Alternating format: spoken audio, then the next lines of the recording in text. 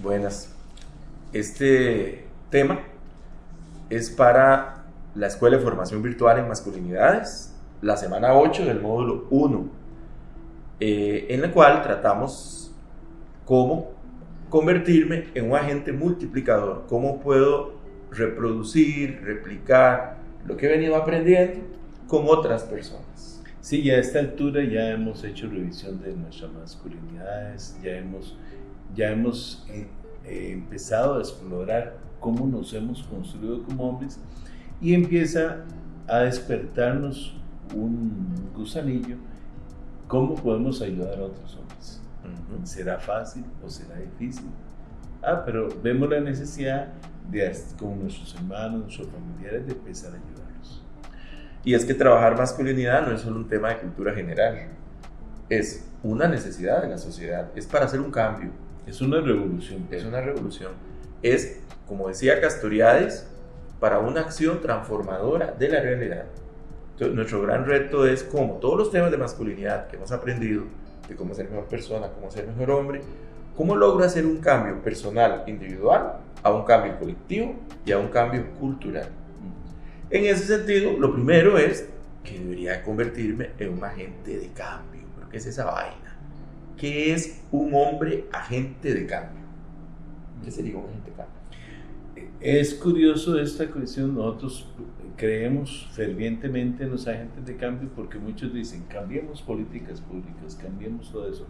No, hay que empezar, como hemos hecho durante todas estas semanas, por un cambio personal y ahora meternos en, ya que hemos revisado los, digamos, aspectos importantes de la masculinidad, pros y contras de todo eso, empezar a darnos cuenta de que esto va a beneficiar a otros.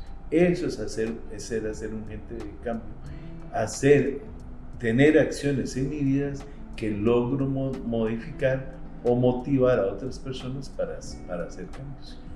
De hecho, en el método Wayne, la formación de agentes de cambio es uno de los ejes centrales, estratégicos de nuestro trabajo. Y por eso tenemos promotores de grupo, que son compañeros que han trabajado en los grupos, que han revisado su masculinidad y que ahora ayudan a otros hombres, multiplicando lo aprendido. Y siendo agentes de cambio es una motivación más para seguir yo revisándome.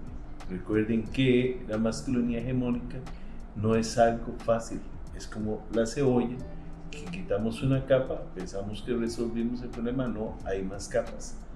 Y más capas que hemos formado durante siglos. El patriarcado nos ha formado de esa manera. Y por eso es que es importante, al ser agente de cambio, digamos, con mis hijos, con mis nietos, yo puedo seguir revisándome yo y estar alerta a todas las conductas patriarcales. En ese sentido, este agente de cambio, ¿verdad?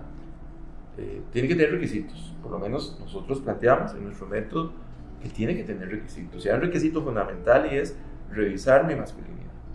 Revisar cómo me hice yo hombre, cómo me construí como hombre, con qué mandatos, con qué encargos, cuáles de esos encargos son positivos, cuáles han sido machistas, patriarcales y debo renunciar a ellos. Y este proceso es permanente, no acaba nunca. Es estar en una revisión permanente, eso es fundamental. Renunciar sería el número 2 al machismo y a la violencia. Como agente de cambio no me puedo permitir tener una disculpa de que puedo ejercer cierto tipo de violencia, pero yo sé que es violencia. Pero muchos dicen, con solo el hecho que sepa ya la puedo ejercer, no, tengo que renunciar al machismo y a la violencia. También es importante la decisión de ser un hombre diferente. O sea, quiero ser empático, o sea, conectarme con las emociones de los demás. Quiero renunciar a un poder de dominio. Necesito adquirir espíritu de servicio, humildad. Eso no se consigue fácilmente. No, la humildad y el servicio yo creo que es algo muy importante porque nos vamos a enfrentar a otros hombres que no quieren hacer cambios. Ahora, los cambios vienen siendo no solo en las conductas. Podría ser que, bueno, ahora hago oficios domésticos. Ahora ya juego con mis hijos. No, eso está bien, pero eso no es suficiente. Eso es como más cosmético. Más cosmético. El cambio es más profundo. Es un cambio en la subjetividad, decimos. O sea, en mi manera de pensar, en la manera como expreso emociones. Es un cambio más desde adentro.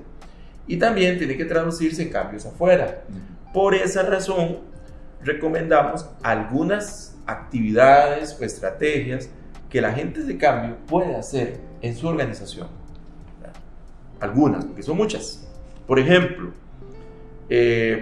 utilizar las redes sociales y poner mensajes alusivos en el Facebook, en el Instagram o en las redes sociales que utilice. ¿Verdad? En los WhatsApp utiliza mensajes alusivos al respeto de los derechos humanos, a una masculinidad positiva, al respeto al medio ambiente, o sea, todo lo que tiene que ser una masculinidad respetuosa que cuida a los otros y que cuida al planeta, ¿verdad? Y que prevenga violencia. Eso es una forma, pero hay otras. Sí, por ejemplo, desarrollar talleres o encuentros de hombres en grupos pequeños, o hasta un tallercito con mis hijos. Qué interesante sería, pero que sea vivencial. Lo muy teórico no funciona. Con los hombres tienen que ser talleres vivenciales. Eso significa que no basta una charla. No es que usted, errores que a veces cometemos, voy a dar una charla y voy con cara de bravo, los regaño todos porque son machistas. O sea, eso no funciona. Eso no funciona. No funciona porque hay un principio básico en la pedagogía que nosotros usamos en el Instituto Güen. Nosotros nos basamos en la educación popular de Freire. Y recordemos, Paulo Freire tenía un principio básico. Primero, si yo llego a decirle a alguien lo que tiene que hacer y le doy información, eso no es educar, eso es colonizar. Y eso es educación bancaria. Es como ir a depositarle conocimientos al otro que para efectos prácticos no sirve para absolutamente nada. Le puede servir para que el facilitador crea que dio información, pero no sirve para nada, sirve para domesticar gente. Así lo dice Freire, pedagogía oprimido. ¿Qué significa hacerlo educación popular? Más que educación bancaria, voy a llegar a problematizar con la gente temas generadores de la vida cotidiana de los hombres.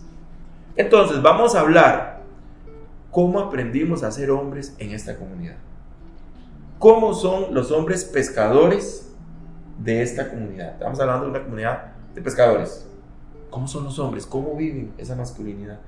Con preguntas, y vamos construyendo entre todos. Otra cosa que debemos de considerar, digamos, trabajando con toda esta gente, es que es un proceso gradual.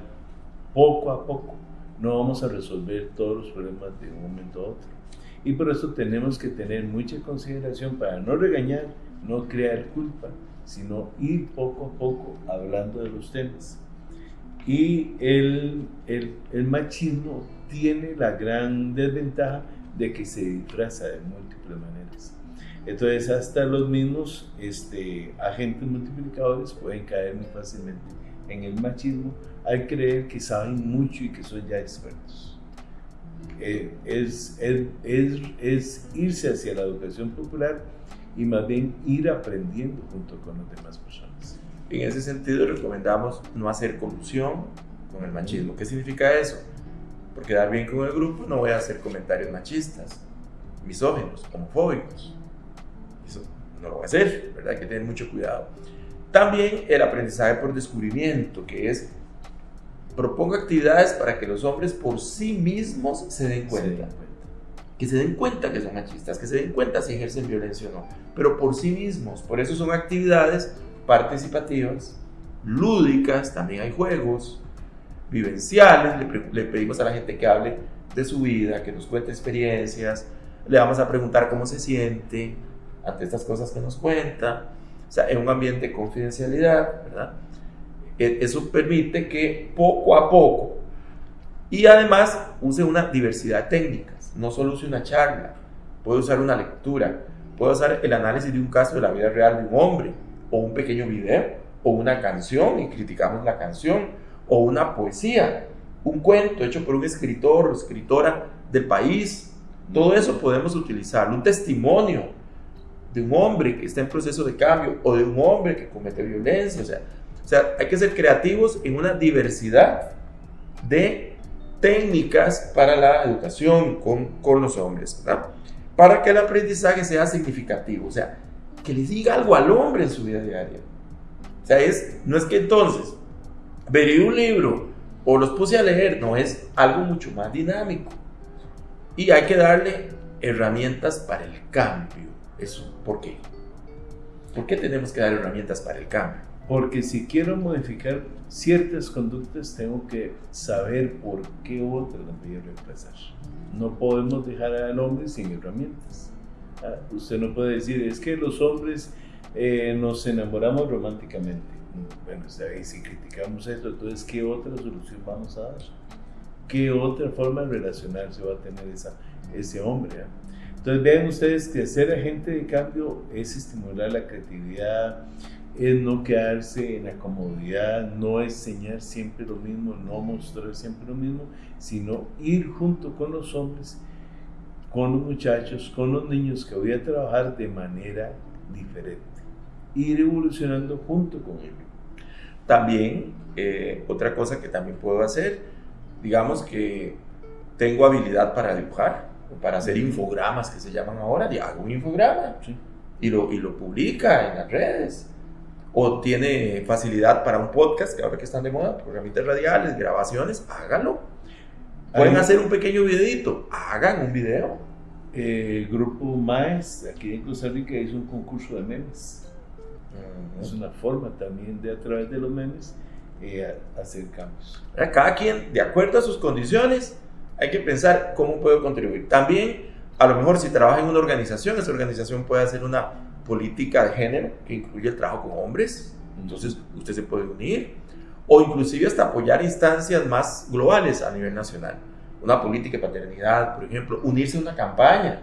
Hay muchas campañas de salud masculina, campaña de lazo blanco, prevención de la violencia, campaña de paternidad, o sea, es que usted haga algo por otros, y eso le da un sentido de vida, y es empezar a hacer una acción transformadora hacia un cambio cultural. Básicamente, esas serían algunas de las herramientas que luego en la clase vamos a profundizar.